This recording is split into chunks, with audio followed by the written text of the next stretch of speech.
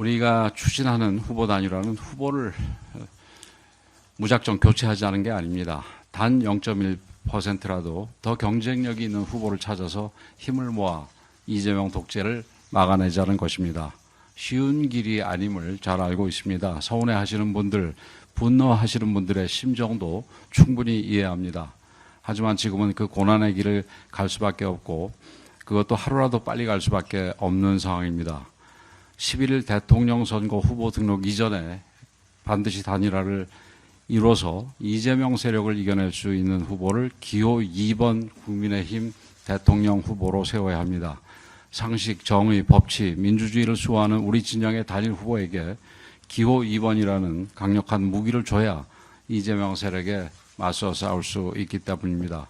그동안 우리 당은 이에 맞춰서 모든 준비를 해왔습니다. 그리고 무엇보다 김문수 후보님은 전당대회 과정에서 본인 스스로 단일화에 대한 의지를 분명히 밝혔습니다.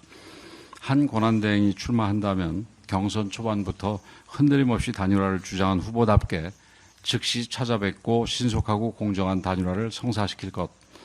김덕수가 유일한 필승카드라고 선언하시지 않았습니까?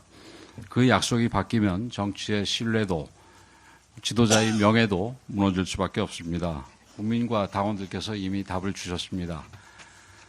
어제 실시한 여론조사에서 당원 82.8%, 83% 가까이가 단일화 필요성에 공감했고 그 가운데 87% 가까이는 후보 등록 전, 즉 11일 전에 단일화가 이루어져야 한다고 했습니다. 정치는 민심을 따를 때 이길 수 있습니다.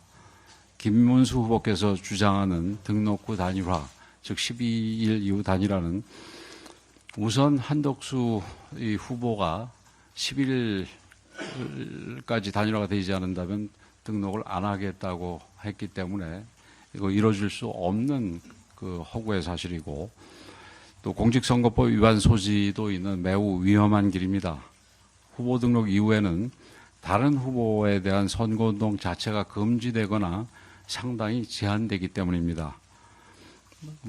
무엇보다 만일 김문수 후보로 단일화가 된다면 큰 문제가 없겠습니다만은 무소속 후보로 단일화가 될 경우에 국민의힘 기호 2번은 이번 그 대선에서 없어지게 됩니다. 우리 당은 대통령 후보 없이 선거를 치르게 되는 것입니다. 우리 진영의 단일 후보가 기호 2번이라는 무기도 없이 당의 체계적 지원도 없이 맨몸으로 이재명과 싸워야 하는 그런 상황이 발생하는 것입니다. 잘 아시다시피 만약에 무소속 후보로 단일화되게 될 경우에는 우리가 선거 운동 비용을 쓸 수도 없고 쓴다 하더라도 그 보전받을 수가 없습니다. 잘 아시다시피 이 선거 운동 대선의 경우에 있어서는 500억이 넘는 비용을 쓰도록 되어 있습니다.